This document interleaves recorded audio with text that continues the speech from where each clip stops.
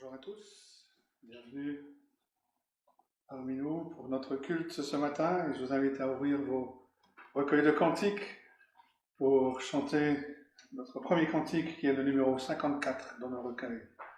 Cantique numéro 54. Chantons sans cesse la bonté du Seigneur, qu'une sainte allégresse remplisse notre cœur. Un salut éternel est descendu du ciel, nous avons un sauveur. Cantique numéro 54. Chantons sans cesse la bonté du Seigneur, qu'une sainte allégresse remplisse notre cœur. Un salut éternel est descendu du ciel. Nous avons un sauveur,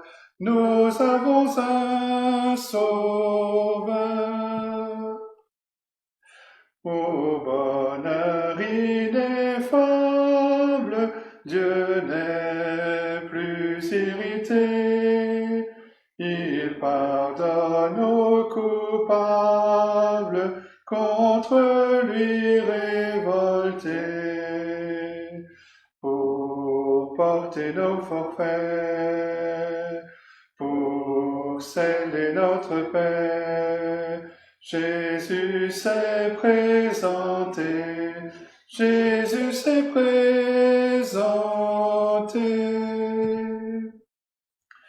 Pour diriger la voie de tous ces rachetés, dans leur cœur il envoie ses célestes clartés.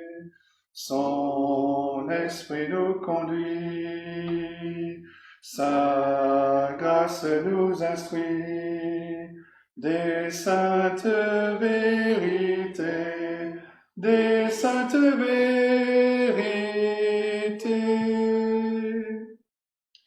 Bientôt vêtu de gloire, du ciel il reviendra, consommant sa victoire, il nous affranchira.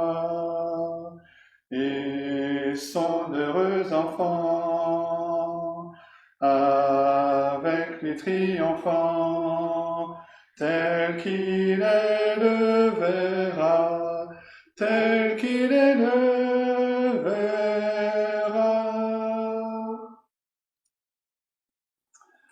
Et je vous invite à nous incliner dans la prière. Prions. Et notre Dieu, notre Père Céleste, nous te louons et te bénissons pour cette occasion que tu nous donnes encore ce matin de nous retrouver pour chanter tes louanges, pour faire monter vers toi l'adoration de nos cœurs, parce que tu en es digne. Tu es le seul vrai Dieu, celui qui règne sur toutes choses, celui qui contrôle et qui dirige toutes choses selon un plan parfait, un dessein parfait. Te bénissons parce que tu es le seul Dieu qui est vivant, qui est le même depuis toujours, hier, aujourd'hui, éternellement. Tu ne changes pas. Tu es le Dieu 3 fois saint, le Dieu juste, le Dieu parfait. Tu es parfait dans ta personne, parfait dans tes voies, parfait dans tes décisions. Tu es juste en toutes choses. Et tu es si parfait que tes yeux sont trop purs pour voir le mal. Tu ne peux pas voir le mal. Mais dans ta grâce, tu as donné un sauveur, un substitut, ton propre Fils, pour nous réconcilier avec toi, pour accomplir le salut, sauver un peuple que tu t'étais choisi depuis toujours, et nous amener dans cette intimité avec toi, dans cette paix avec toi. Ce n'est pas à nos œuvres, parce que nos œuvres sont toutes teintées de péché, toutes corrompues par le péché. Mais c'est l'œuvre parfaite de notre Seigneur Jésus-Christ que tu as agréé. C'est au travers de cette heure, de son sacrifice, de sa vie parfaite, de son sacrifice à la croix, que nous sommes lavés, que nous sommes réconciliés, que nous avons cette paix avec toi. Et avec cette paix, tu nous donnes toute bénédiction en Christ. D'ennemis que nous étions, tu as fait de nous tes enfants. Tu nous fais entrer dans cette intimité, que même une intimité telle que nous pouvons t'appeler notre Père. Te bénissons notre Dieu parce que tout cela est par grâce. Tout cela vient de toi, tout cela est une faveur de toi. Nous n'avons rien pu faire et nous ne pourrions rien faire pour être en paix avec toi. Seul notre Seigneur Jésus-Christ a satisfait toutes les exigences de ta loi et de ta justice. Et nous te bénissons notre Dieu que tu l'as non seulement ressuscité d'entre les morts après qu'il ait souffert à notre place, mais tu l'as élevé à ta droite, où il est assis en ce moment, en attendant ce jour où il viendra pour juger le monde et pour prendre avec lui son peuple, ce peuple que tu lui as donné et pour lequel il est venu dans ce monde. Te bénissons notre Dieu pour ces occasions comme ce matin où nous pouvons ensemble te louer, ensemble te chanter, ensemble ouvrir ta parole et nous laisser instruire par toi. Mais nous sommes conscients, notre Dieu, de notre faiblesse et nous t'implorons, ô notre Dieu, que ton esprit vienne, qui nous aide à comprendre, qui nous aide à saisir ta parole, qu'il applique cette parole à nos cœurs et que cette parole, ta parole, porte du fruit et germe dans nos vies. Te prions pour ton peuple, partout où il se rassemble aujourd'hui, sur la surface de la terre, dans des petites assemblées, parfois même individuellement, isolées, ou alors dans des grandes assemblées, dans des lieux où ils peuvent se réunir en paix, ou d'autres qui doivent se cacher. Te prions, notre Dieu, que partout où se rassemblent, se trouvent tes enfants, qu'ils soient encouragés, édifiés, qu'ils soient corrigés quand il le faut, qu'ils se réjouissent de ce salut merveilleux que tu nous as donné en Jésus-Christ, de ce Sauveur parfait que nous avons en Christ. Et qu'aujourd'hui c'est encore un jour de grâce, où des âmes qui ne te connaissent pas viennent à te connaître comme leur Seigneur, leur Sauveur personnel. Viens donc visiter ton peuple, viens donc nous bénir ce matin, nous conduire en toutes choses et reçois toute la reconnaissance de notre cœur, parce que nous t'approchons et nous venons devant toi dans le nom précieux de notre Seigneur et Sauveur Jésus-Christ. Amen. Notre première lecture ce matin est dans le livre des psaumes et nous allons lire le psaume 115. Psaume 115, le psalmiste fait face à une situation qui est semblable à la nôtre. Le monde autour de nous nous insulte avec cette question « Où est votre Dieu ?» Et le psalmiste est attristé de voir que le nom de Dieu est ainsi bafoué, méprisé. Il implore l'Éternel de se manifester, non pas pour nous, non pas pour son peuple, pour notre gloire, mais pour la gloire de son nom, parce qu'il est digne, il est le seul vrai Dieu, le Dieu qui est le « je suis », qui se révèle dans sa parole. Il n'est pas comme les idoles faites par la main de l'homme qui ne peuvent rien faire et que l'homme dans sa folie adore.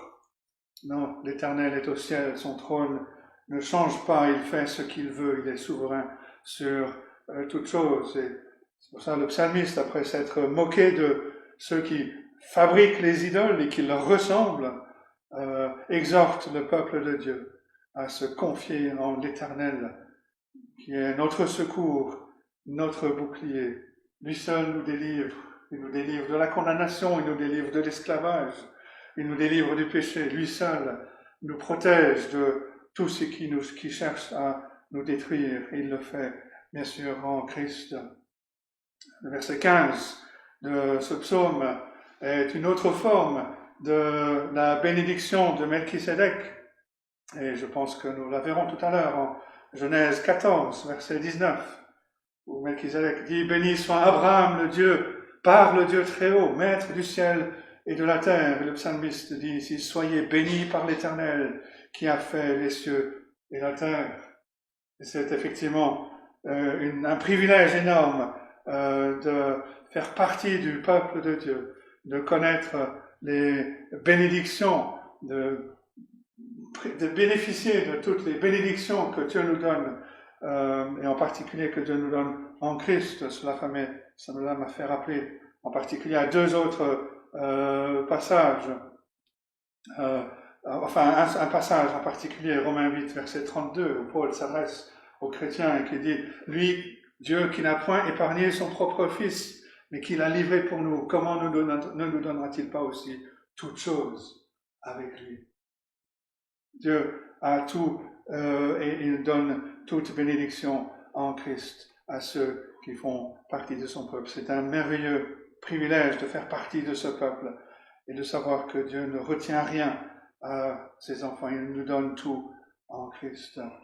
Et le psalmiste de terminer en rappelant que sur terre, ce ne sont pas ceux qui sont partis qui peuvent louer Dieu. Ceux qui sont partis, qui sont dans la gloire, louent Dieu déjà de manière parfaite.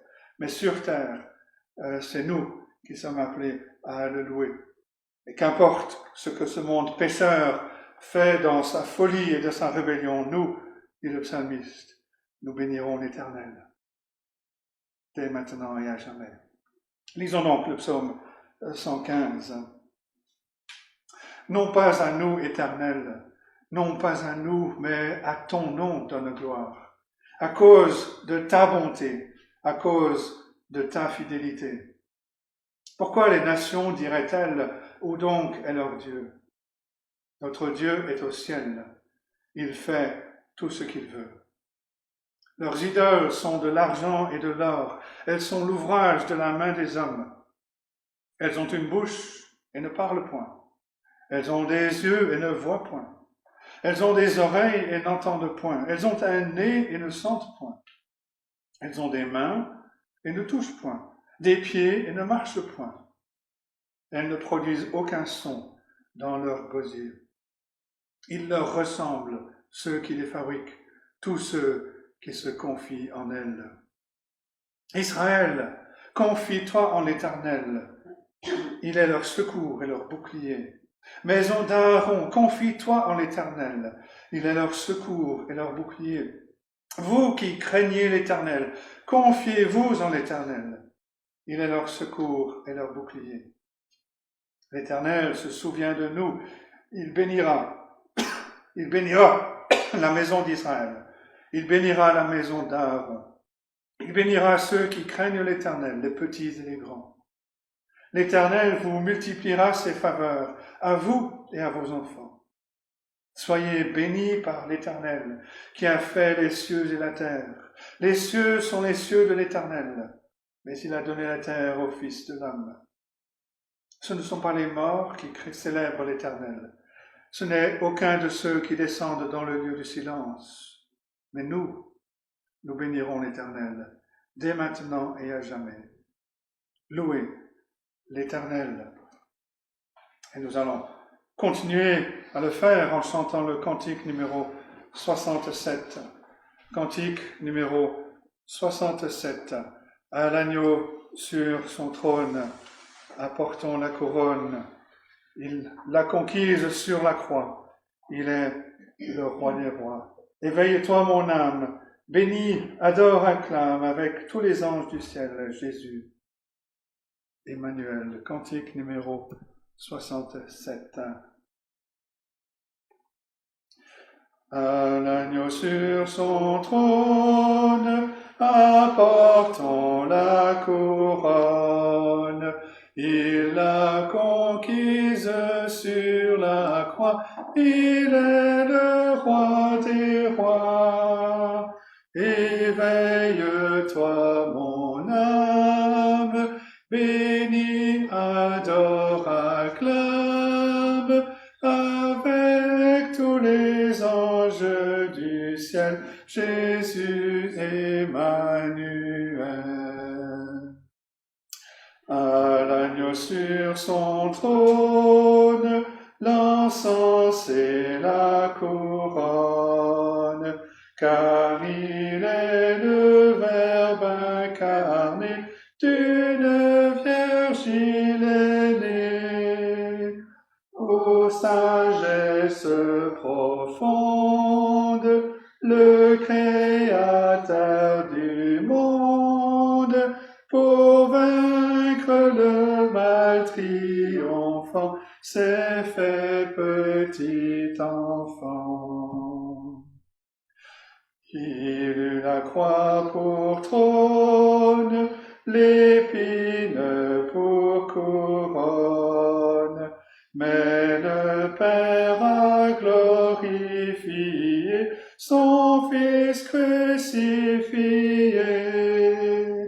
Ô Prince de la vie, la mort est asservie, hors de la tombe il est monté, Christ est ressuscité. À l'agneau tous les trônes et toutes les couronnes, il est le Maître souverain, les temps sont en sa main.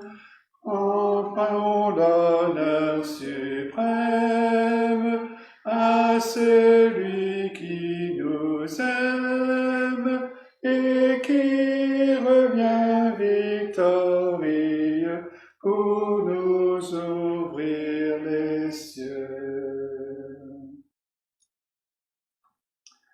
Et notre deuxième lecture ce matin dans le Nouveau Testament se trouve dans la lettre de Paul aux Colossiens.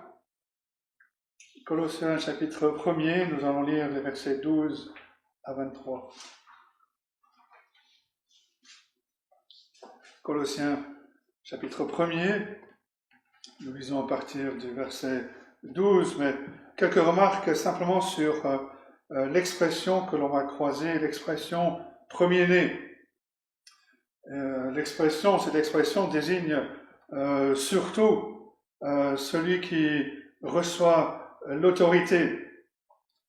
Cela renvoie déjà, par exemple, dans l'Ancien Testament, à Adam, le premier-né, alors qu'il a été créé, mais il est le premier-né de l'humanité. Dieu lui a donné l'autorité sur les animaux, sur la création. Cela renvoie aussi à la nation d'Israël.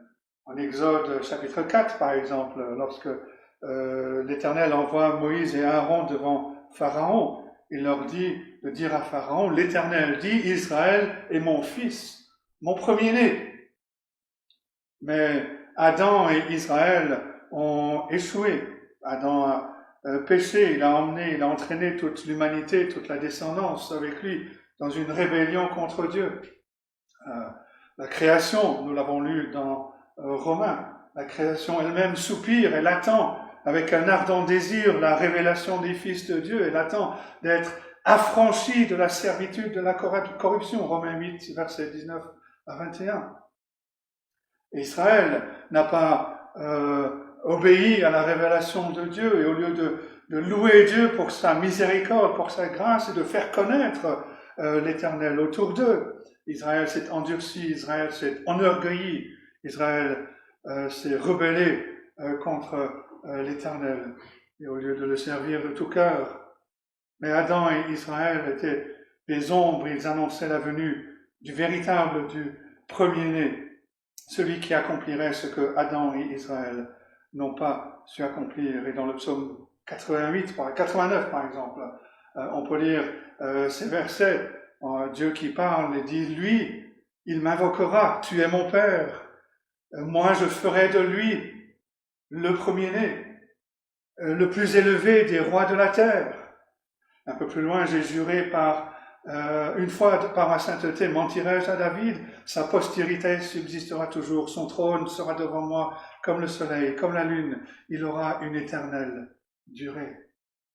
Là, on annonce bien sûr celui qui a accompli ce psaume 89, c'est le Seigneur Jésus-Christ. Et la manière dont Paul utilise et décrit le Seigneur Jésus-Christ dans ce passage souligne son autorité, souligne sa souveraineté sur toute chose, non seulement sur la création, non seulement sur le monde, mais aussi sur l'Église. Cela renvoie à d'autres passages. Matthieu 28, par exemple, avant son ascension, le Seigneur Jésus-Christ dit « Tout pouvoir m'a été donné dans le ciel et sur la terre. Allez, faites des disciples, baptisez-les, enseignez-les.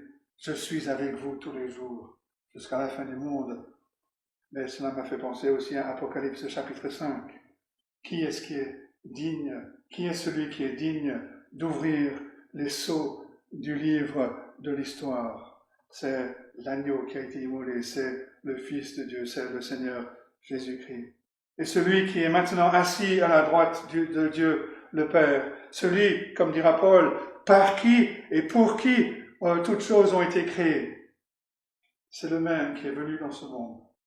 C'est le même qui s'est humilié, qui a pris sur lui la nature humaine sans commettre de péché. C'est lui qui est allé à la croix pour porter les péchés de son peuple, pour subir la condamnation à son peuple, de son peuple, pour racheter son peuple, pour payer le prix de la rançon de son peuple en subissant la colère à leur place. Et ce peuple est uni à lui par la foi. Ce peuple lui appartient. Et ce peuple maintenant, le Seigneur le guide. Et tout cela est par grâce. Tout cela, c'est la merveilleuse réalité de l'Évangile. Et c'est pour ça que Paul termine ce passage avec cet avertissement. Parce qu'il est tellement facile de tomber dans une religion des œuvres, une religion des mérites, en pensant pouvoir faire part, apporter quelque chose à ce salut. Mais comme Paul commence ce passage, il ne dit pas « rendez grâce à vous », ou soyez de ce que vous étiez capable de passer du royaume des ténèbres au royaume des lumières. Non, celui qui l'a fait, c'est Dieu. Et il le fait par grâce en Jésus-Christ. Et c'est pour ça qu'il donne l'avertissement à la fin de rester fidèle, de demeurer fondé, inébranlable dans la foi, sans se détourner de l'espérance de l'Évangile, sans se détourner de Christ et de lui seul, en qui nous avons tout. Lisons donc ces quelques versets. Colossiens 1, à partir du verset 12. Rendez grâce au Père, qui vous a rendu capable d'avoir part à l'héritage des saints dans la lumière. Il nous a délivrés de la puissance des ténèbres et nous a transportés dans le royaume de son Fils bien-aimé, en qui nous avons la rédemption, le pardon des péchés. Le Fils est l'image du Dieu invisible, le premier-né de toute la création. Car en lui ont été créées toutes les choses qui sont dans les cieux et sur la terre, les visibles et les invisibles, trône, dignité, domination, autorité. Tout a été créé par lui et pour lui. Il est avant toute chose, et toute chose subsiste en lui. Il est la tête du corps de l'Église. Il est le commencement, le premier-né d'entre les morts, afin d'être en tout le premier. Car Dieu a voulu faire habiter la toute plénitude en lui.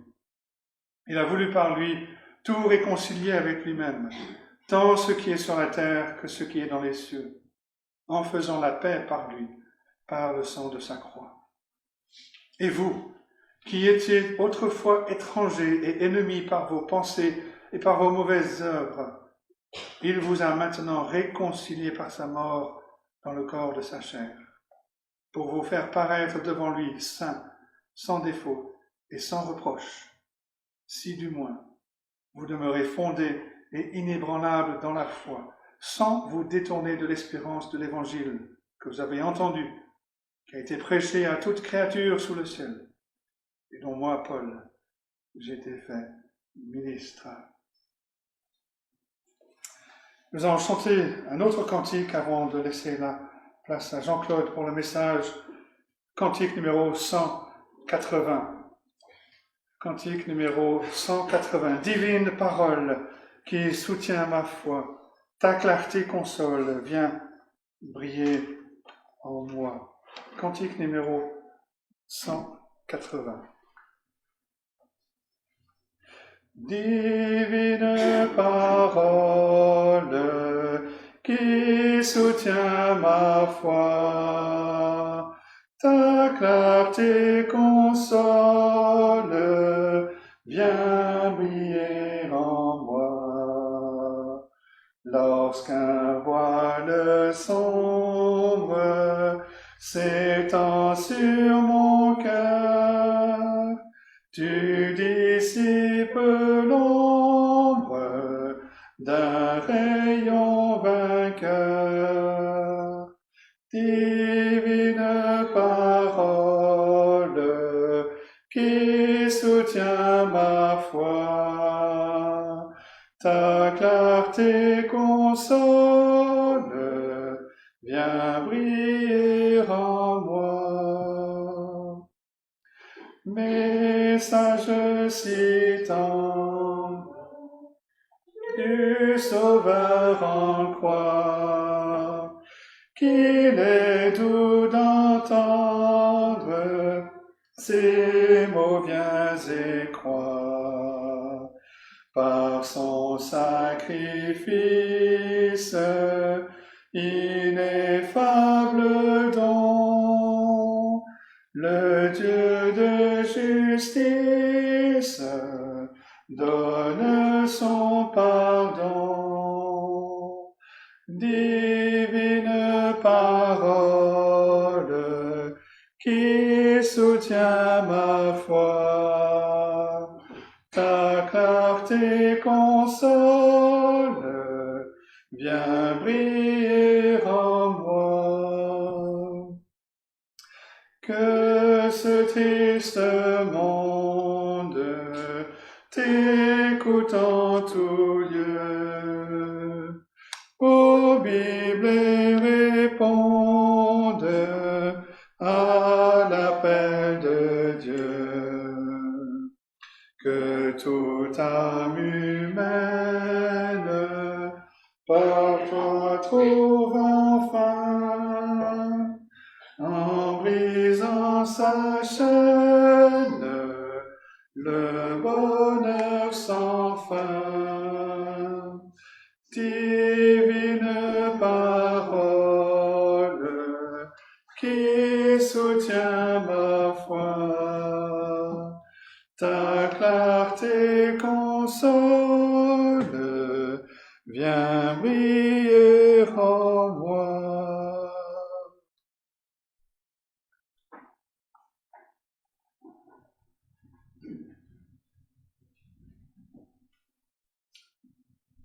Bien, je vous invite à ouvrir la parole de Dieu dans la Genèse. Nous allons continuer notre étude. Et aujourd'hui, nous sommes dans Genèse 14. Genèse 14, que nous allons lire. Donc, Genèse 14, verset 1. Dans le temps d'Amraphel, roi de Shinéar, d'Arjok, roi d'Elassar, de Kedorlaomer, roi d'Elam, et de Tidéal, roi de Gojim. Il arriva qu'ils firent la guerre à Béra, roi de Sodome, à Birsha, roi de Gomorre, à Shinéab, roi d'Adma, à Sheméber, roi de Tseboïm, et au roi de Béla, qui est Zoar. Ces derniers s'assemblèrent tous dans la vallée de Siddim, qui est la mer Salée. Pendant 12 ans, ils avaient été soumis à Kedorlaomer, et la 13e année, ils s'étaient révoltés. Mais la 14e année, Kedorlaomer et les rois qui étaient avec lui se mirent en marche, et ils bâtirent les Réphaïm à Ashtéroth Karnaïm, les Uzim à Ham, les Emim à Shaver-Kijataim, et les Horiens dans leur montagne de Séir, jusqu'aux chaînes de Paran, qui est près du désert. Puis ils s'en retournèrent, ou ils firent demi-tour, vinrent à Mishpat, qui est Kadès, et bâtirent les Amalécites sur tout leur territoire. ainsi que les Amoréens établis à Hatsatson Tamar. Alors s'avancèrent le roi de Sodome, le roi de Gomorre, le roi d'Adma, le roi de Tseboïm et le roi de Béla, qui est Tsoar. Et ils se rangèrent en bataille contre eux dans la vallée de Siddim, contre Kedorlaomer, roi d'Élam, Tidéal, roi de Gojim, Amraphel, roi de Shinéar, et Arjok, roi d'Elassar, 4 rois contre 5. Verset 10, la vallée de Siddim était couverte de puits de bitume. Le roi de Sodome et celui de Gomorre prirent la fuite et y tombèrent. Le reste s'enfuit vers la montagne. Les vainqueurs enlevèrent toutes les richesses de Sodome et de Gomorre et toutes leurs provisions, et ils s'en allèrent. Ils enlevèrent aussi avec ses biens Lot, fils du frère d'Abram, qui demeurait à Sodome, et ils s'en allèrent. Un fuyard vint l'annoncer à Abram l'Hébreu. Celui-ci habitait parmi les chênes de Mamré, l'Amoréen, frère d'Eshcol et frère d'Aner, qui avait fait alliance avec Abram. Dès qu'Abram eut appris que son frère avait été fait prisonnier, il arma 318 de ses plus braves serviteurs nés dans sa maison, et il poursuivit les rois jusqu'à Dan. Il divisa sa troupe pour les attaquer de nuit, lui et ses serviteurs. Il les battit et les poursuivit jusqu'à Shoba, qui est à la gauche de Damas. Il ramena toutes les richesses. Il ramena aussi Lot, son frère, avec ses biens, ainsi que les femmes et le peuple. Verset 17. Après qu'Abram fut revenu vainqueur de Kedorlaomer et des rois qui étaient avec lui, le roi de Sodome sortit à sa rencontre dans la vallée de Shavé, qui est la vallée du roi. Melchisédek, roi de Salem, fit apporter du pain et du vin. Il était sacrificateur du Dieu très haut. Il bénit Abram et dit: béni soit Abram par le Dieu très haut, maître du ciel et de la terre. Béni soit le Dieu très haut, qui a livré tes ennemis entre tes mains. Et Abram lui donna la dîme de tout. Le roi de Sodome dit à Abram: donne-moi les personnes et prends pour toi les richesses. Abram répondit au roi de Sodome: je lève la main vers l'Éternel, le Dieu très haut, maître du ciel et de la terre. Je ne prendrai rien de tout ce qui est à toi, pas même un fil ni un cordon de soulier, afin que tu ne dises pas: j'ai enrichi Abram.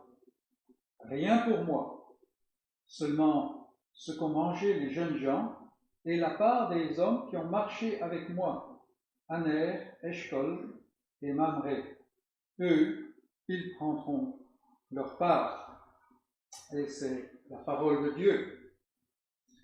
Donc nous arrivons ici dans ce chapitre 14 et nous voulons voir ce matin, et c'est le titre de notre message, des rois, un roi, le roi. Et vous allez voir à mesure qu'on développe. Mais en guise d'introduction, on va faire un petit peu de révision. Abraham est remonté d'Égypte. Il est remonté à la fois de manière physique, mais aussi de manière spirituelle.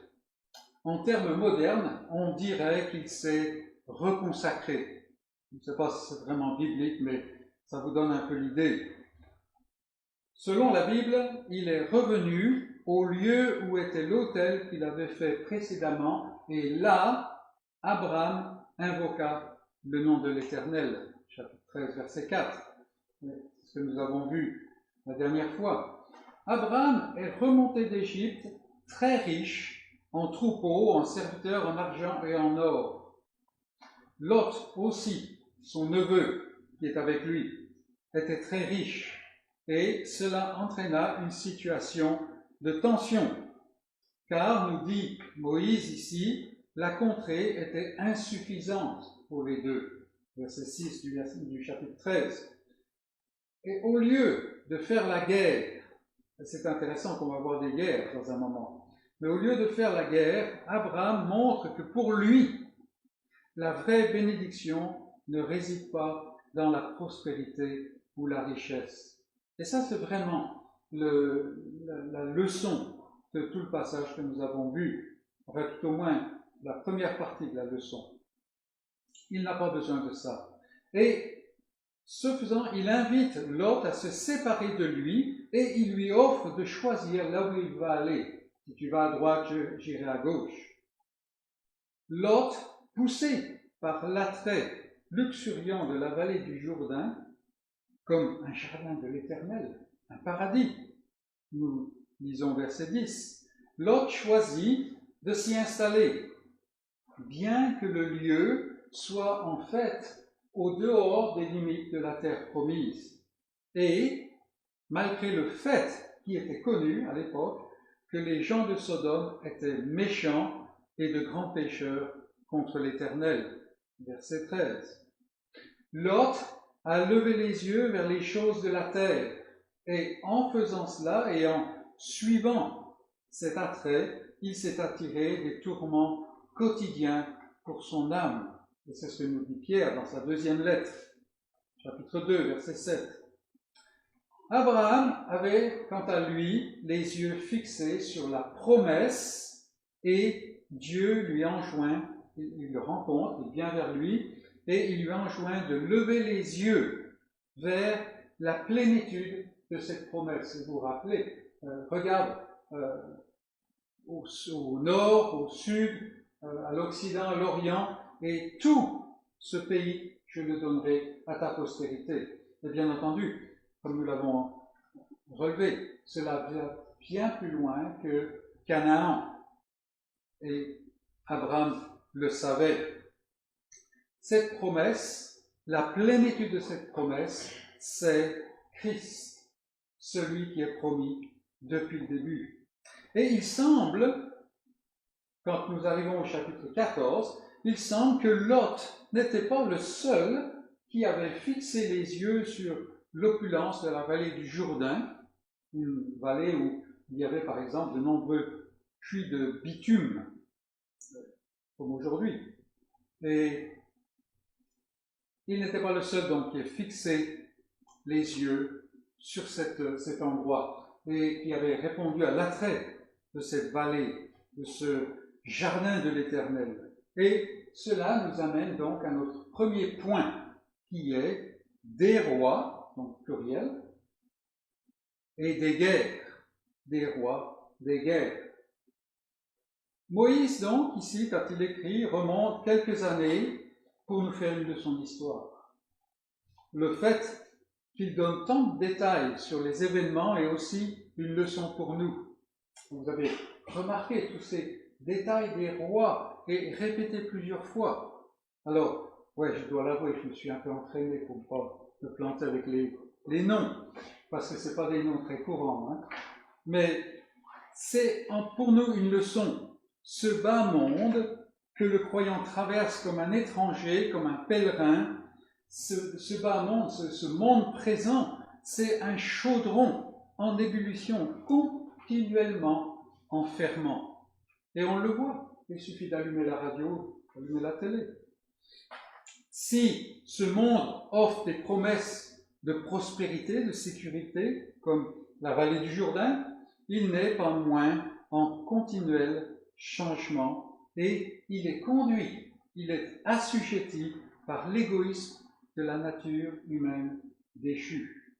Et c'est un peu ce dont on parlait tout à l'heure, mais c'est vraiment le moteur qui est derrière l'esprit de ce monde, l'égoïsme de la nature humaine déchue. Celui qui, comme Lot, se laisse séduire par l'attrait de ce mirage, et celui qui suit cet attrait, qui se laisse prendre par ça, cet homme, cette femme, cet enfant se prépare bien des difficultés. Ainsi, vous qui êtes croyants, si vous êtes croyants, méfiez-vous des paillettes et des promesses du monde. Nous le disons. On dirait même Amen à cela. Mais faisons-le. Faisons-le. Le psaume 37 nous enseigne que mieux vaut le peu du juste que l'abondance de beaucoup de méchants. Nous voyons la sagesse de ce passage. Et d'ailleurs, c'est le verset 16 du psaume 37. Mais le verset 17 explique. Parce que le méchant va être brisé. Mais Dieu vient défendre, soutenir le juste. Alors, nous voyons la sagesse de ça. Oui, mieux vaut le peu du juste que l'abondance de beaucoup de méchants. Mais franchement, il faut l'avouer aussi. L'abondance du méchant a de l'attrait, parce que nous sommes humains. Et donc, nous avons besoin de toutes ces leçons, ces enseignements ici. Parce que ce n'est pas simplement la richesse, c'est-à-dire un compte en banque rempli ou un sac bien fourni. Non, c'est le désir, c'est la recherche de cela. C'est cet esprit qui veut se reposer sur cette richesse. Donc, l'image que nous avons ici, avec tous ces rois, tous ces domaines, tous ces royaumes, nous montre que le monde est en complet ferment et nous enseigne que ça n'est pas vraiment le lieu où il faut qu'on fixe nos regards. Ici, l'abondance de toute la plaine du Jourdain a excité la cupidité de pouvoir de plusieurs rois qui l'entourent à l'est et au nord. C'est un peu l'Arabie et puis côté oriental de la Turquie, l'Irak, enfin ces choses-là modernes. Pas mal de rois qui sont assez éloignés en fait, mais leur cupidité a été attirée par ce jardin de l'Éternel. Et environ une dizaine d'années avant les événements du chapitre 13, que nous avons vu la dernière fois, ces rois ont investi cette plaine du Jourdain et ils ont assujetti les 5 villes-États qui forment cette vallée, des villes qui sont elles-mêmes des royaumes. Et très probablement, ils les ont assujettis à un tribut annuel. Il fallait payer tous ces rois du Nord et ces rois de l'Est. Il est intéressant de remarquer que les premières guerres mentionnées dans l'Écriture se situent dans le Proche-Orient. Et rien n'a beaucoup changé, n'est-ce pas? Aujourd'hui encore, on voit une région qui est en ferment. Et pendant une douzaine d'années, les rois de la plaine ont payé le tribut annuel. Mais, nous dit le texte, la 13e année, ils se sont révoltés, probablement en arrêtant de payer. Alors, le résultat ne s'est pas fait beaucoup attendre.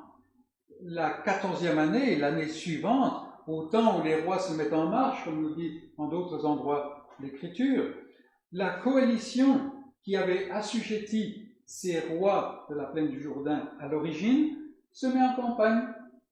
Et bien entendu, ils vont reconquérir la chose. Alors, avec sagesse, ils conquièrent tous les voisins de la plaine à l'est.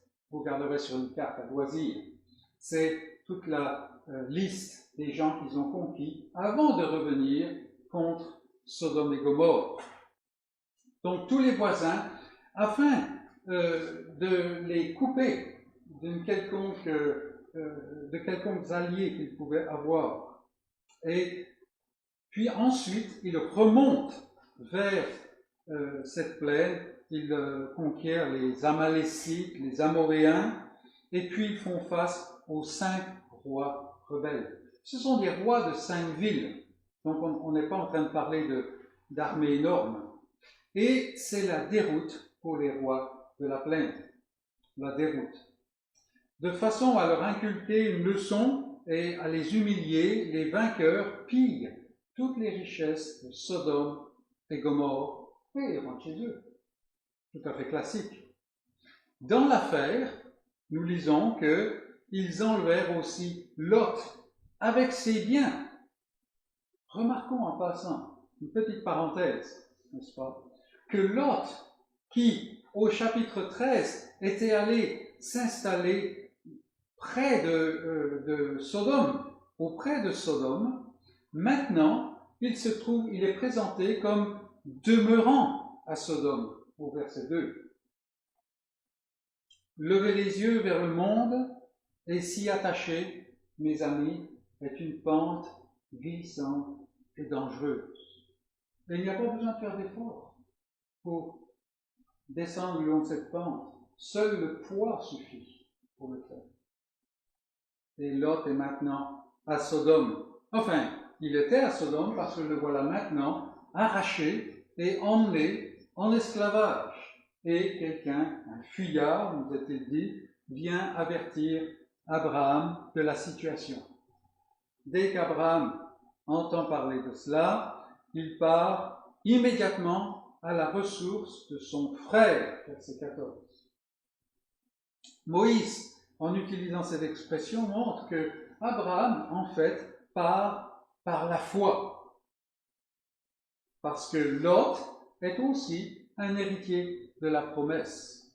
Nous avons déjà vu cela la semaine dernière, n'est-ce pas? Abraham, avec une minuscule troupe, et probablement tout ce qu'il pouvait rassembler, 318, le chiffre est bien précisé pour souligner cela. C'est tout petit, contre 4 rois. Et il se met à la poursuite des rois vainqueurs. Et là, on voit, Abraham, c'est un homme qui est déjà âgé, n'est-ce pas? Donc, ce n'est pas le petit adolescent qui part comme ça dans un coup de tête. Non, il part par la foi. C'est-à-dire que, voyant sa petitesse, voyant le fait que ces gens-là ont pris un héritier de la promesse, il sait que Dieu va intervenir, va être avec lui. Il part par la foi. Et c'est important de souligner cela. Il rattrape les 4 rois vainqueurs, il les défait et il les poursuit jusqu'aux environs de Damas en Syrie. Et en faisant cela, il leur enlève probablement tout désir de revenir. On n'entend plus parler d'eux. En donnant tous ces détails, Moïse peut bien montrer qu'il n'y a aucune paix réelle dans le monde des hommes. Et combien grande est la folie et terrible le sort de celui qui s'y attache. Et il nous faut vraiment passer du temps à méditer sur cette vérité. Il n'y a aucune paix réelle. Lot a convoité l'affluence de la plaine, probablement pour s'entourer d'une certaine sécurité terrestre et être assuré. Si tu es riche, tu peux te défendre, n'est-ce pas? Plus besoin de se fatiguer pour trouver des pâturages et d'être constamment en train de changer la tente de place. C'était quand même du travail, tout cela.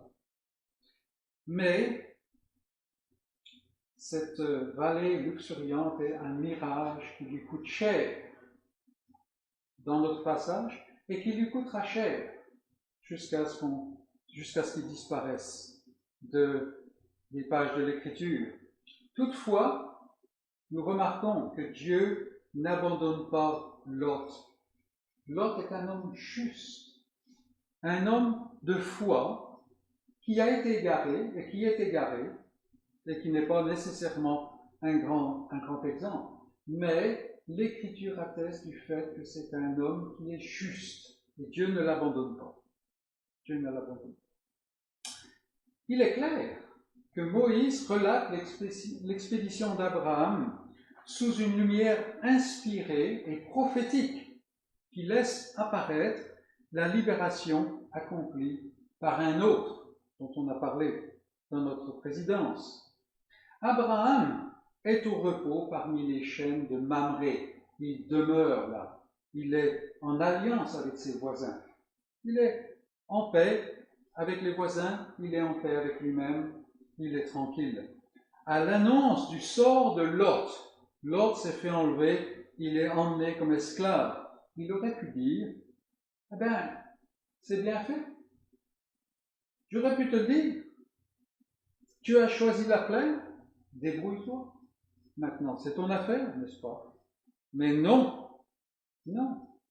Abraham ne réagit pas comme cela parce que c'est un homme de foi et Lot est son frère. Il va donc à sa rencontre là où sa déchéance l'emmène, c'est-à-dire dans cet exil en esclavage, dans l'esclavage de ce puissant ennemi, Kedorlaomer et les trois autres. Faible d'apparence, Abraham détruit l'ennemi. Il se saisit de Lot et le ramène dans la liberté. Et nous avons ici, bien entendu, et c'est ce que Moïse vise, nous avons ici une image très claire de Jésus-Christ, le Rédempteur. Bien entendu, Moïse ne pouvait pas donner les détails, mais nous avons là quand même une image très claire. Jésus-Christ, le Rédempteur, établi de droit dans la gloire divine. Tranquille, si on peut dire. Il a tout écarté pour le dessein de Dieu, dessein de rédemption de Dieu.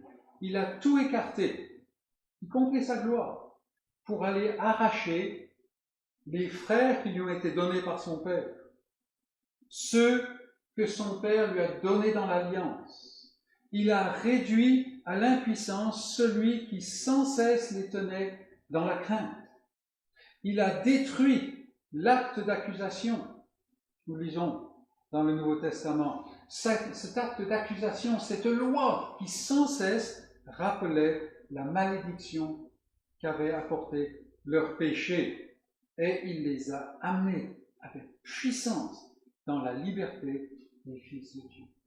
Voilà l'image qui est derrière cette expédition d'Abraham, et nous devons la voir. C'est le filigrane, n'est-ce pas? Et celui qui est croyant regarde cela et il sait que c'est ce que Christ a fait pour lui. Si la reconnaissance pouvait inonder le cœur de Lot, on peut imaginer Lot en train de revenir à Sodome, et son cœur déborde de reconnaissance envers Abraham, à combien plus forte raison notre cœur vis-à-vis de Jésus. Et nous avons besoin d'être exhortés sans cesse à cela. Et celui qui ne croit pas, celui qui voudrait croire, mais encore n'a pas reçu cette puissance de croire, cette puissance de vie, eh bien qu'il sache que Dieu a désigné et a envoyé un libérateur qui est vainqueur et qui a fait ce que nul homme ne peut faire. Ces mots, tout est accompli. Aucun homme ne peut les prononcer, sinon Jésus-Christ. Jésus-Christ les a prononcés alors qu'il était en croix, alors qu'il donnait sa vie. Des affaires de roi, des mouvements incessants que la génération suivante, oublieuse, va répéter continuellement. Dans le monde, mes amis, on parle de paix. On n'arrête pas de parler de paix, mais on récolte la guerre. Mais dans ce même monde, dans ce monde difficile, Dieu agit. Et c'est ce que nous voulons voir maintenant. Et donc nous venons à notre deuxième point. Premier point, des rois, des guerres.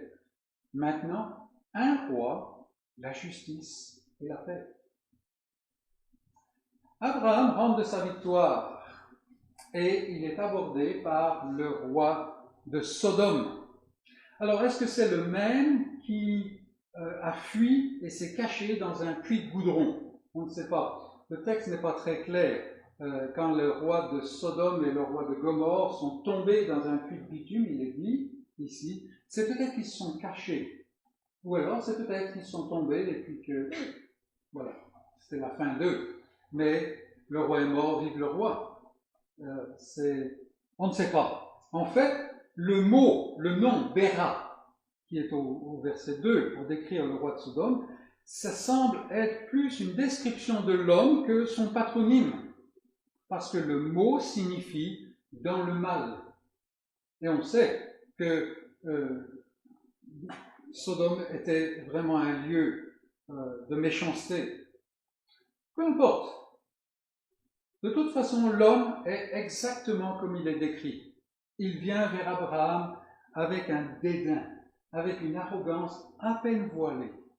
À peine voilée. Et c'est une belle, ou une illustration fidèle plutôt, de l'esprit du monde.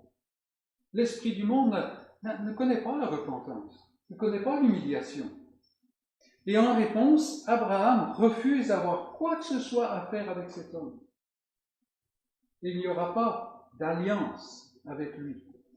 La lignée de la promesse n'a rien à gagner, mes amis, des miettes du monde impie. Ceci étant dit, il faut qu'on saisisse la force de cela. Le butin qu'Abraham avait ramené, le butin que les 4 rois avaient dérobé à Sodome, c'était probablement pas mal de richesse. Abraham mettait une croix sur quelque chose qui était désirable aux yeux des hommes. C'est pas simplement, je n'ai rien à faire avec toi, hein. Non, c'est un principe qui est face à une grande richesse. Mais Abraham n'a rien à faire avec ça. Et encore, voilà un homme de foi.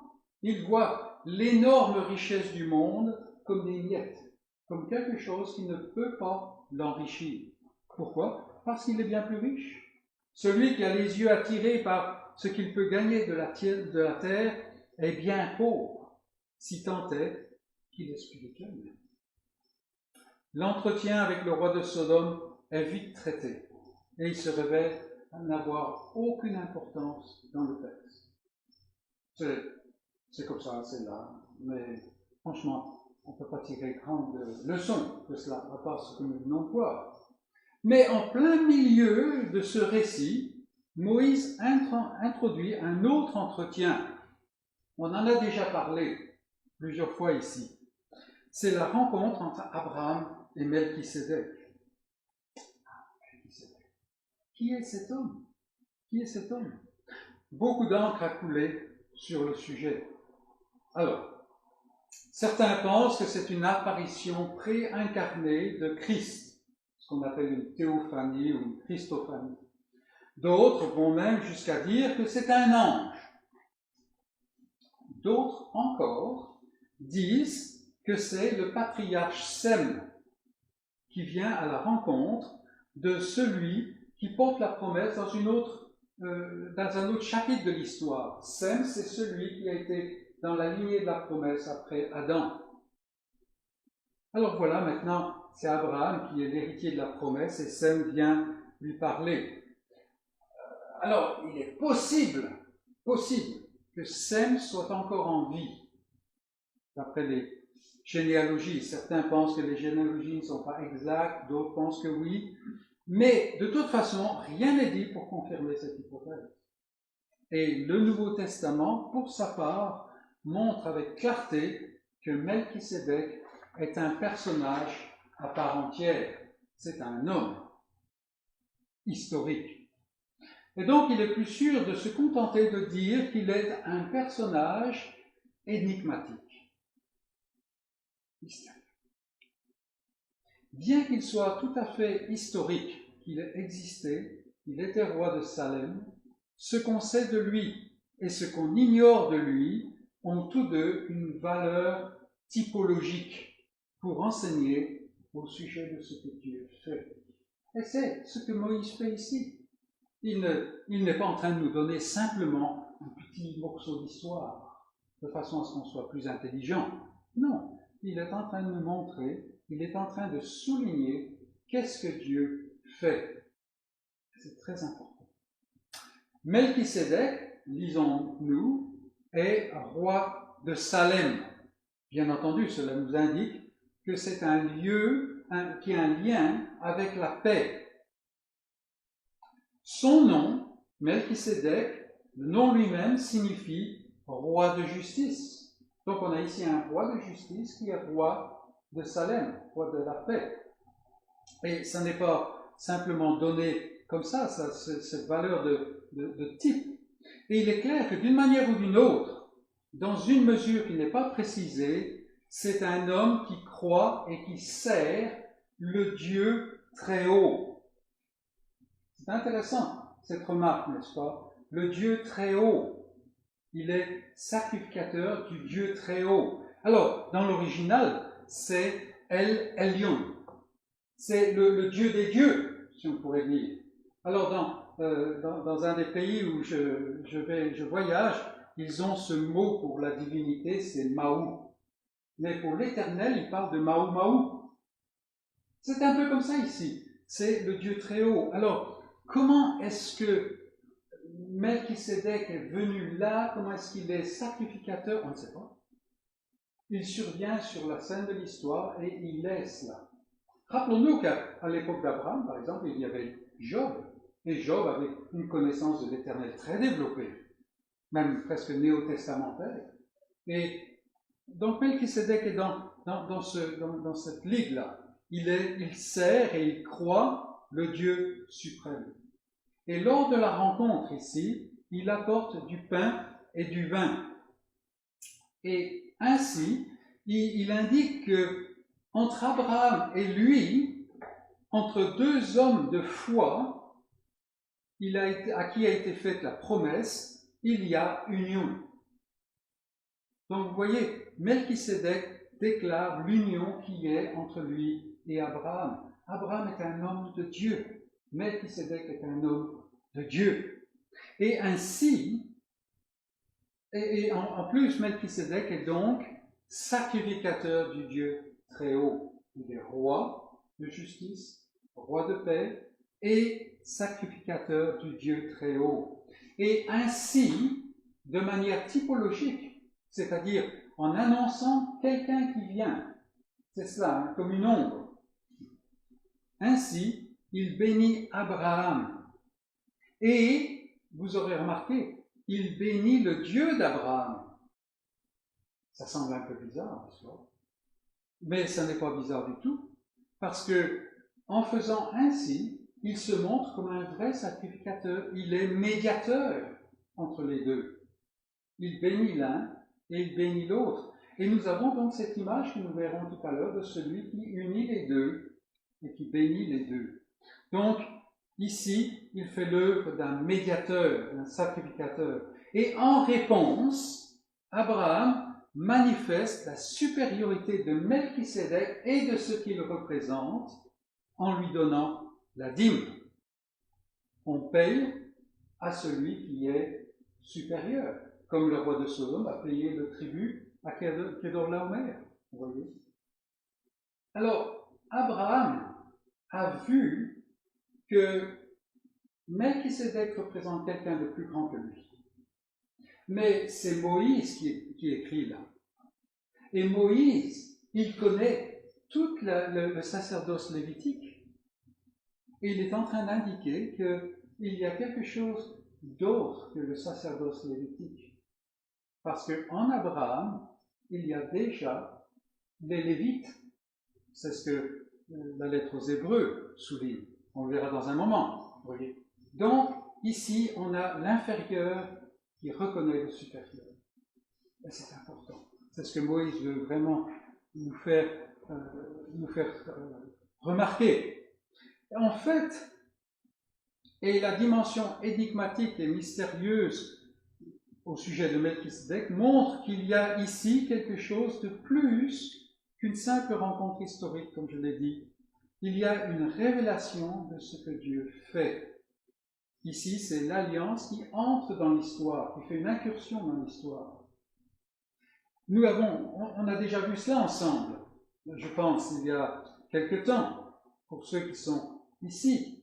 Le passage où Melchisédek apparaît, ça vient un peu, comme on pourrait dire, comme un cheveu sur la soupe.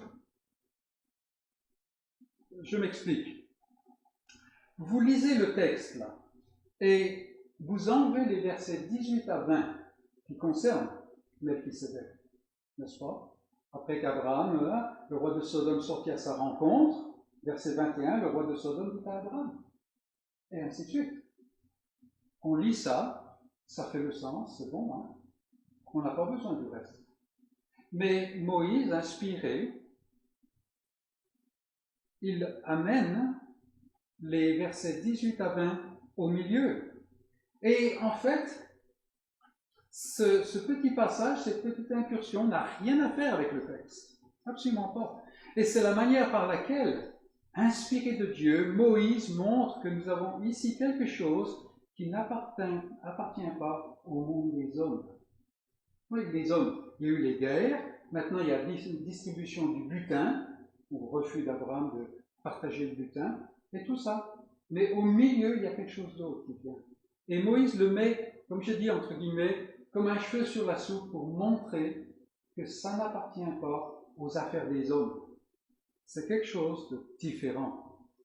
Dans son alliance, Dieu fait quelque chose de nouveau. Et nous retrouvons ça dans les prophètes plus tard. Quelque chose de complètement différent, sans relation, ni lien, ni apport de la part des hommes. Et c'est ça la rédemption. C'est quelque chose qui est en faveur de la lignée de la promesse, mais qui ne tire rien des affaires des hommes. Abraham a sauvé et libéré Lot et les gens de Sodome, mais l'un, Lot, comme les autres, les gens de Sodome, retournent à Sodome, l'un pour son tourment continuel, les autres pour mettre un comble à leur méchanceté jusqu'au jugement de Dieu. Mais voilà ici, au milieu de tout cela, la révélation que Dieu fait une chose nouvelle qui ne dépend pas de l'homme. Et c'est très important. Dans les prophètes, nous avons cette prophétie. L'Éternel fait une chose nouvelle. Et là, il y a un passage qui est très obscur. La femme entourera l'homme. Et quand on arrive à l'incarnation de Jésus-Christ, on comprend très bien de quoi ça. Quelque chose qui ne fait pas entrer l'agence de l'homme du tout. Ici, c'est un autre développement de la promesse. Cette promesse de la postérité de la femme. Quelque chose qui ne vient pas à travers la généalogie de l'homme. Et donc, quand nous voyons Melchisédek, nous essayons d'avoir les yeux d'Abraham, qui, bien entendu, a bien en conscience cette promesse d'origine. Et Moïse qui écrit aussi, et il voit tout ce qui se passe là, et il dit, il faut que je montre cela comme étant quelque chose de nouveau, quelque chose de différent, quelque chose qui n'a aucun lien avec la scène historique. C'est exactement notre passage ici. Donc, si Melchisédek a cette valeur typologique, et le Nouveau Testament témoigne de cela dans de nombreux passages, notamment dans les Hébreux, n'est-ce pas? Mais pas seulement cela. Passons de Melchisédek, le roi de justice et de paix, à ce qu'il représente, cet autre sacrificateur. Et donc nous en arrivons à notre troisième point, qui est le roi, et là, le c'est en majuscule, n'est-ce pas? Une alliance nouvelle. Donc les rois des guerres, un roi, la justice et la paix. Et maintenant le roi, c'est une alliance nouvelle. Donc voyons, on approfondit là. Avec Melchisédek, Moïse aborde ce que Dieu fait dans l'alliance de grâce pour la rédemption de ses élus. C'est un passage important. Cette œuvre ne vient pas des hommes, c'est une œuvre nouvelle. Et je le répète pour vraiment le graver dans nos esprits. C'est quelque chose de nouveau. Et dans l'écriture, nouveau ne veut pas simplement dire qu'on n'a pas vu avant. Ça veut dire complètement différent. C'est quelque chose qui n'appartient pas au même monde, au même registre. Cette œuvre ne vient pas des hommes, c'est une œuvre nouvelle. Et le passage ici n'appartient pas au contexte. C'est une œuvre supérieure. Et nous le voyons parce que Abraham donne la dîme de ses biens à Melchisédek et en lui, comme je l'ai souligné, les sacrificateurs de l'ancienne alliance donnent la dîme, montrant la supériorité de ce sacrificateur de la nouvelle alliance. Nous allons développer un tout petit peu plus. David, bien des années après, a bien compris la chose. Vous voyez, ce qu'on oublie, parfois, c'est que ces gens-là avaient le temps, contrairement à nous. Ils avaient le temps, ils étaient moins sollicités, ils avaient le temps de réfléchir à cette révélation des générations précédentes. Et David réfléchit à ces choses-là bien des années plus tard, et il comprend. Lui, le roi choisi de Dieu, au contraire de Saül qui était choisi par le peuple, lui, le roi choisi de Dieu pour son peuple, est maintenant établi sur tout le peuple. Après ces années d'exil à Hébron, il est maintenant à Jérusalem, qu'il a conquise, et il est le roi sur tout le peuple que Dieu lui a donné. Et à Jérusalem, maintenant, il y a l'Arche de l'Alliance. Vous vous rappellerez comment l'Arche de l'Alliance avait été ramenée à Jérusalem, ou amenée plutôt. Il y a donc côte à côte le roi du peuple de Dieu et le souverain sacrificateur. Et c'est la première fois que les deux sont ensemble, et ils sont ensemble à Jérusalem. Et le mot est important. En plus, Dieu réitère son alliance avec David, et il lui promet une descendance royale pour toujours. David associe dans sa tête tous ces mots: roi choisi, sacrificateur, Jérusalem, postérité royale et éternelle, et cela le ramène dans ses réflexions au seul endroit dans l'Écriture où ces choses sont unies. Et en regardant cela, il voit lui aussi que ce passage de Melchisédek n'appartient pas au contexte. Et lui, à qui la promesse est renouvelée, comprend que Dieu fait une alliance nouvelle. Non pas l'alliance à travers les sacrificateurs qui ne cessent de mourir, qui ne cessent de... Il n'y avait pas de siège dans le tabernacle, qui ne cessent de servir, ils ne cessent de disparaître et d'être remplacés. Et il comprend, Dieu est en train de faire une alliance nouvelle, ou Dieu fait une alliance nouvelle. Et c'est ainsi que lui aussi révèle ce Messie, celui que Dieu envoie pour accomplir le vrai salut, ce roi, avec un grand R, dont toutes les ondes de l'Ancien Testament sont une annonce. Et si vous venez avec moi dans le psaume 110, quand Philippe a annoncé le psaume 115 tout à l'heure, j'ai pensé, voilà, on va passer pas très loin, n'est-ce pas? Qui est un psaume de David, psaume 110, et nous allons le lire, vous allez voir. Parole de l'Éternel à mon Seigneur, oracle de l'Éternel, révélation de l'Éternel à mon Seigneur. Assieds-toi à ma droite, jusqu'à ce que je fasse de tes ennemis ton marchepied. L'Éternel étendra de Sion le sceptre de ta puissance, domine au milieu de tes ennemis. Ton peuple est plein d'ardeur quand tu rassembles ton armée avec des ornements sacrés du sein de l'aurore. Ça, c'est un passage un peu obscur. C'est ton peuple aura toute la volonté nécessaire quand tu exerces ta puissance dans la sainteté. Voilà en fait ce qui est dit. Ta jeunesse vient à toi comme une rosée. L'Éternel l'a juré et il ne se repentira point. Tu es sacrificateur pour toujours à la manière de Melchisédek. Vous voyez David, ici, il voit qu'il y a autre chose que ce qui se passe dans un autre endroit de Jérusalem.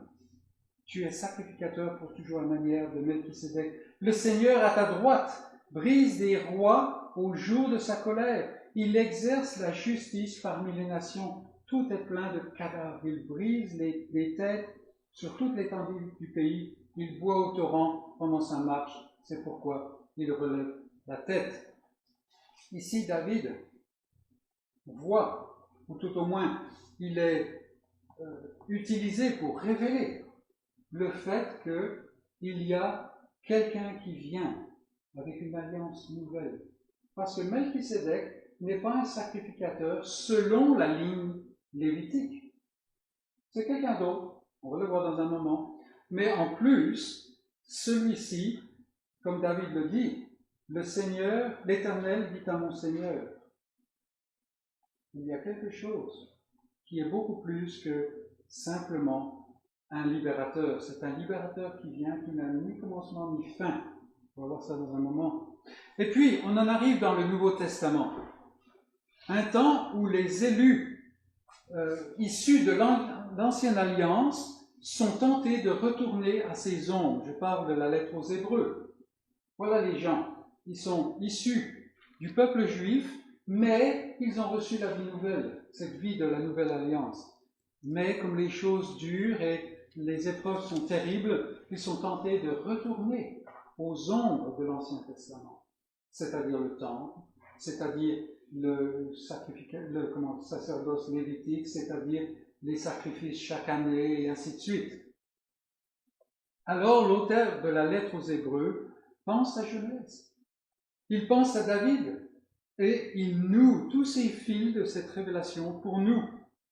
Voilà un roi qui vient, le roi. En fait, il est déjà venu. Et toute l'ancienne alliance l'annonce et regarde vers lui. En fait, c'est ce qu'il dit aux Hébreux. Il dit, mais vous voulez retourner?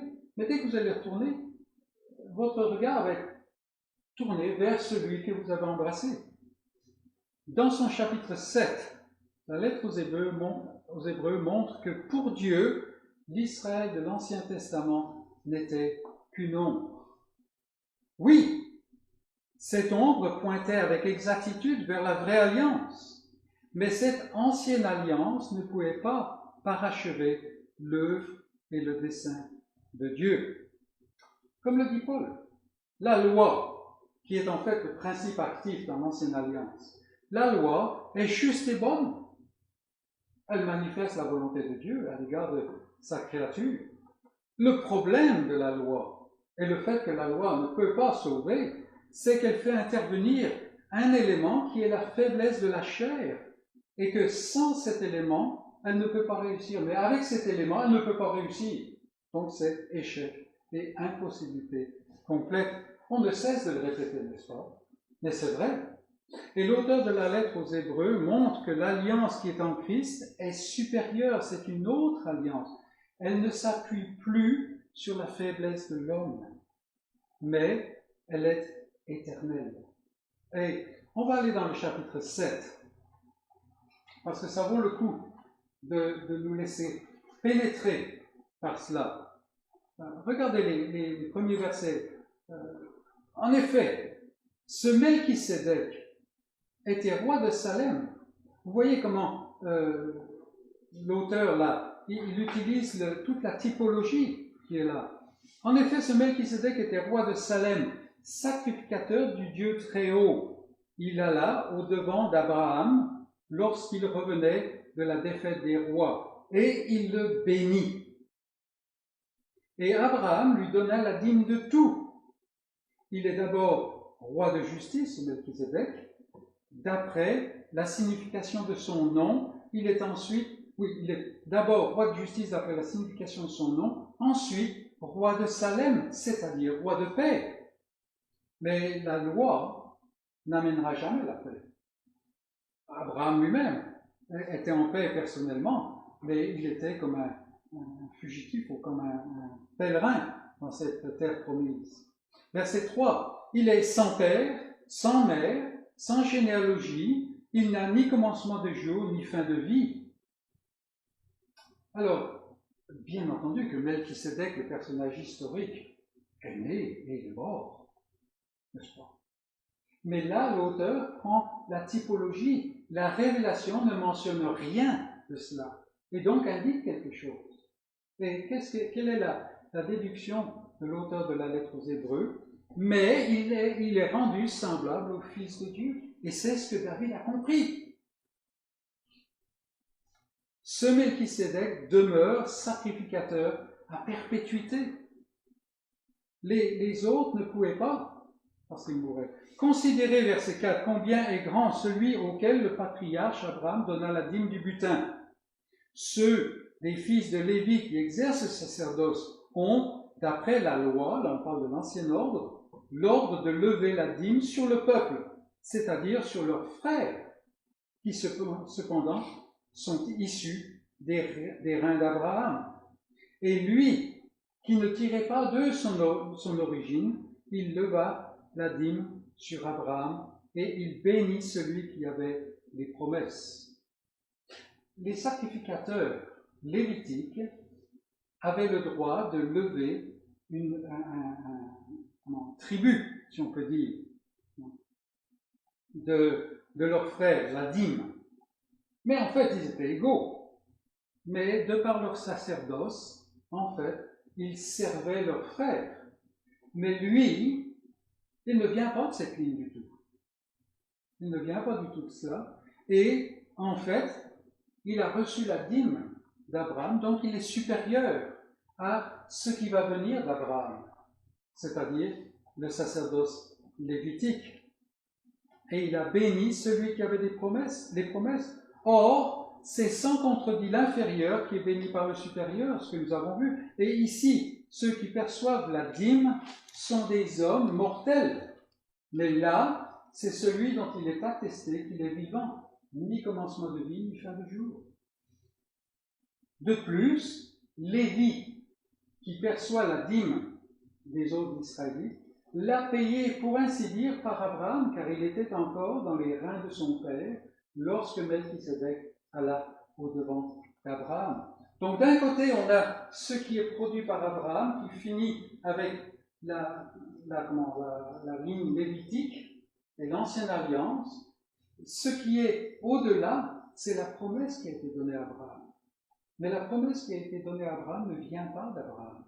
Elle vient à Abraham, mais elle est promise en celui-là qui n'a ni commencement ni commencement de jour, ni fin de vie. Donc vous voyez, on a ici, de tout cela, il ressort que l'ancienne alliance doit s'effacer devant la nouvelle. Elle pointait, tout simplement. Et une fois qu'on est arrivé à destination, on n'a plus besoin des poteaux indicateurs. C'est fini. On n'a même plus besoin du GPS ou autre chose comme ça. C'est fait. On ne peut pas être sous deux alliances à la fois. Une alliance qui demande des œuvres et une alliance qui se passe des œuvres. L'ancienne alliance étant abolie par la venue de la nouvelle alliance, le sacerdoce qui l'administre, la règle qui la régit, c'est-à-dire la loi, sont aussi abolis. C'est-à-dire qu'ils sont rendus caducs, ils ne sont plus opérants. Maintenant, il y a un sacrificateur meilleur d'un autre ordre et une loi, c'est-à-dire un principe qui est d'une autre nature. Et c'est ce que l'auteur de la lettre aux Hébreux continue de développer. Verset 11. Si donc la perfection avait été possible par le sacerdoce lévitique, ancienne alliance, car c'est sur ce sacerdoce que repose la loi donnée au peuple, était-il encore nécessaire qu'il paraisse un autre sacrificateur selon l'ordre de Melchisédek et non selon l'ordre d'Aaron? Car le sacerdoce étant changé, il y a aussi nécessairement un changement de loi, c'est-à-dire de principe actif, opératoire.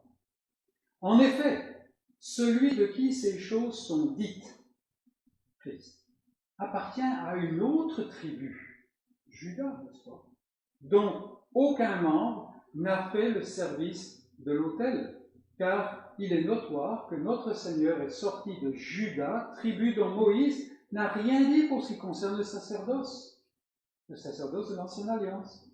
Cela devient plus évident encore quand il paraît un autre sacrificateur à la ressemblance de Melchisédek, institué non d'après la loi d'une ordonnance charnelle, c'est-à-dire les prescriptions que Moïse avait données à Israël, mais selon la puissance d'une vie impérissable, sans commencement de jour ni fin de vie. Car ce témoignage lui est rendu à Christ. Tu es sacrificateur pour toujours, selon l'ordre de Melchisédek. Et là, nous retrouvons notre psaume 110. Nous retrouvons ce que David a compris. Il a d'ailleurs, soit dit en passant, plongé dans l'adoration, parce qu'il a fait un psaume. Verset 18. il y a ainsi abolition d'une ordonnance antérieure à cause de son impuissance et de son inutilité. Elle pointait seulement, car la loi n'a rien amené à la perfection. Et cela a amené à l'introduction d'une nouvelle espérance par laquelle nous nous approchons de Dieu. Et cela n'a pas eu lieu sans serment, car les Lévites sont devenus sacrificateurs sans serment. C'est une prescription seulement. Mais Jésus l'est devenu avec serment par celui qui a dit « Le Seigneur a juré, il ne se repentira pas. Tu es sacrificateur pour toujours, selon l'ordre de Melchisédek. » Jésus est par cela même le garant d'une alliance plus excellente. Et quand on a une alliance plus excellente, mes amis, à quoi sert-il de retourner à l'ancienne alliance, qui est tout à fait l'accent que donne l'auteur de la lettre aux Hébreux, mais c'est un accent dont nous avons besoin nous-mêmes. Le sacrifice unique que Christ a offert est lui-même. Regardez au verset 27 de ce chapitre 7 il parle de ce sacrificateur qui n'a pas besoin, comme les souverains sacrificateurs de l'Ancien Temps, d'offrir chaque jour des sacrifices. D'abord pour ses propres péchés, ensuite pour ceux du peuple, car ceci, il l'a fait une fois pour toutes, en s'offrant lui-même. En s'offrant lui-même.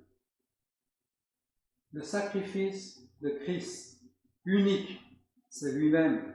Il ne peut pas se sacrifier de nouveau. Au contraire des sacrificateurs de l'ancienne alliance, il n'avait pas de péché à lui qu'il lui fallait expier. Sa mort est donc vraiment celle d'un remplaçant, quelqu'un qui meurt pour d'autres. Les sacrificateurs lévitiques étaient des hommes qui avaient des faiblesses. Ils devaient sans cesse présenter des sacrifices pour eux-mêmes et puis ensuite présenter des sacrifices devant le peuple qui annonçait la venue du sacrifice. Lui, le sacrificateur ultime, le roi davidique ultime, il est parfait, il est éternel. Son alliance ne repose pas sur l'obéissance de la chair, ce qui faisait la faiblesse de l'ancienne alliance, mais uniquement sur son obéissance parfaite. Et elle engendre dans le cœur recréé l'obéissance qui plaît à Dieu. C'est-à-dire que celui qui bénéficie de cette nouvelle alliance, en fait, la vie de ce sacrificateur, la vie obéissante parfaitement de ce souverain sacrificateur ultime, coule en lui maintenant. L'obéissance de la foi. C'est l'obéissance qui plaît à Dieu, qui croit sa parole. Et l'efficacité de cette alliance est éternelle. Pourquoi? Parce que le sacerdoce est éternel. C'est un sacrificateur selon l'ordre de Melchisédek. Et donc, en donnant la dîme à ce Melchisédek, Abraham reconnaissait le dessein de Dieu.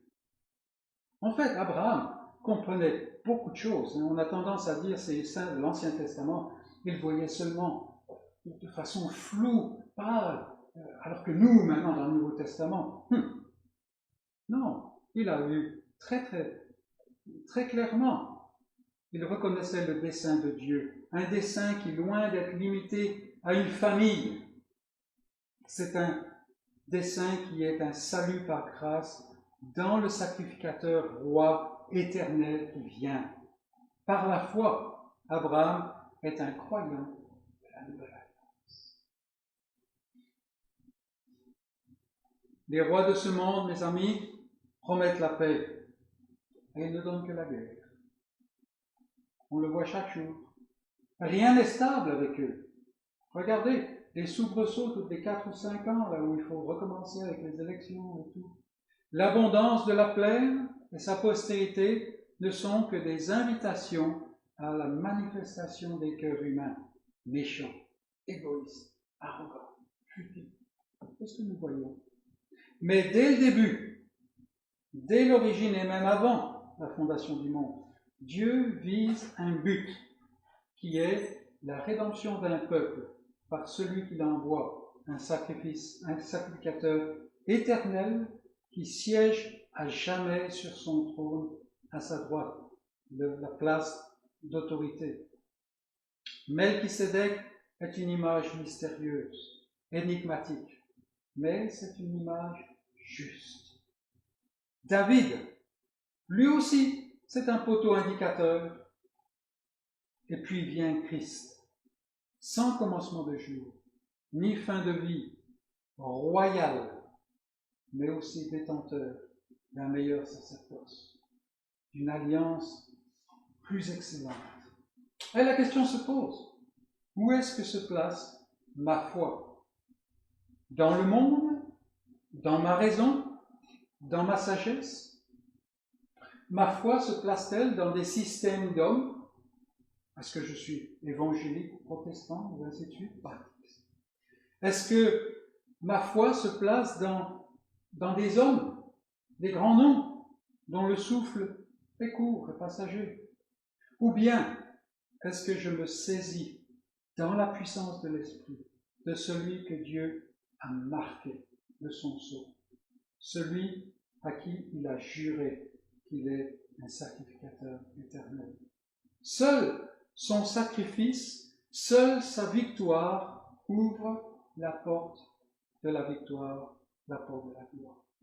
Que le Seigneur nous donne de comprendre ces choses, mais plus que simplement les comprendre, d'être saisis par ces choses, qu'il nous donne de secouer son trône de la grâce jusqu'à ce qu'il nous donne cette union de cœur avec lui dans ce sacrificateur éternel, selon l'ordre de Melchisédek, et qu'il soit glorifié. Amen.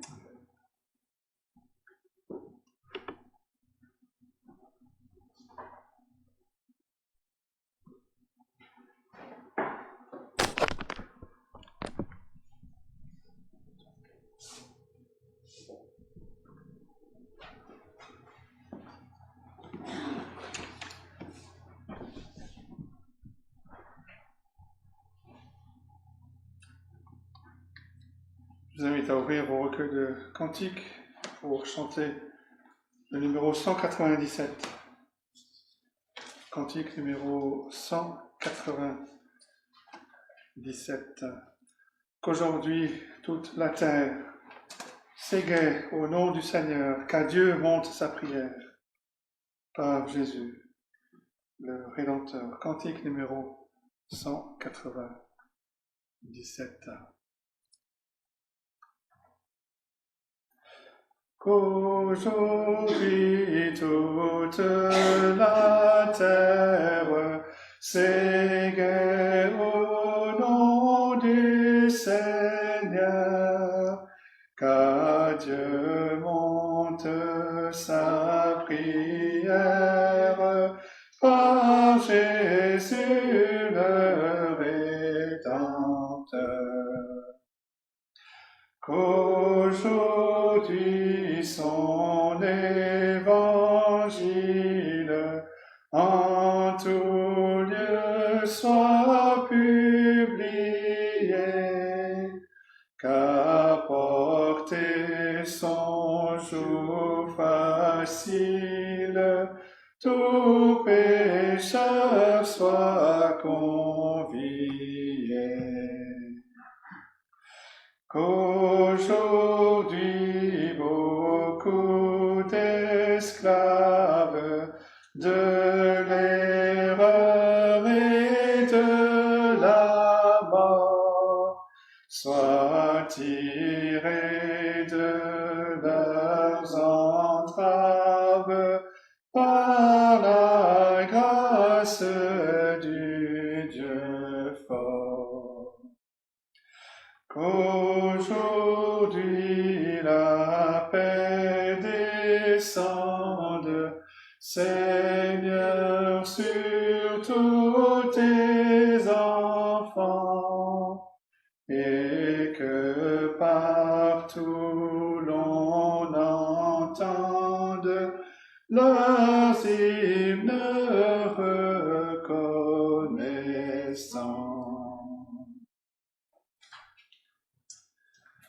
Nous terminons avec cette prière que nous avons à la fin de la lettre aux Hébreux.